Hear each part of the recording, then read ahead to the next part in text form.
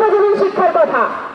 আর বর্তমানে বাংলাদেশের 56টা সরকারি বিশ্ববিদ্যালয়, তার বিপরীতে 116টা বেসরকারি বিশ্ববিদ্যালয় রয়েছে। সেই বেসরকারি বিশ্ববিদ্যালয় যখন 1992 সালে করা হয়, তখন আমরা বলেছিলাম যে এটি শিক্ষাদানের উদ্দেশ্যে পরিণত হয় নাই, এটি একটি বাণিজ্যিক চিন্তা নিয়ে বাণিজ্যিক প্রতিষ্ঠানে পরিণত করা হচ্ছে। শিক্ষাকে কেনা বেচার পণ্যে পরিণত করার উদ্দেশ্যে এটি করা হয়েছে।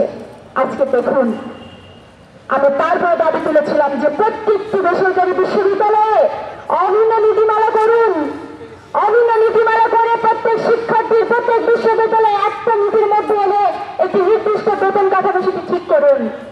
সেখানে ইউজিসির কি ভূমিকা থাকবে? আমরা দেখছি সেটি হয়নি। তাদের ইচ্ছা মতো তারা বেতন বাড়ায়, যার যেমন খুশি তেমন বেতন বাড়িয়ে আজকে শিক্ষার রমরমা ব্যবসা হচ্ছে। বিউলিবাড়ি স্কুল নামে একটি স্কুল আছে ভালুকাতে।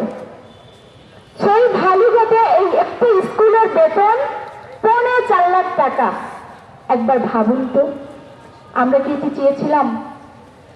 আর উত্তরবঙ্গের একজন কৃষক, যিনি 2 টাকা দামে টমেটো বিক্রি করেন, হাড় ভাঙা খাটুনি খাটে তিনি যখন টমেটো বিক্রি করতে পারছেন না, তিনি ডিসি অফিসের সামনে চলে দেন। তার সন্তানটা যখন 80 টাকা বেতন মওকুফ করতে পারে না, দিতে পারে না, তার শিক্ষা জীবন বন্ধ হয়ে যায়, সেই শিক্ষার্থীরা আত্মহত্যা করে। সেটাও তো আমরা পত্রিকায় দেখি।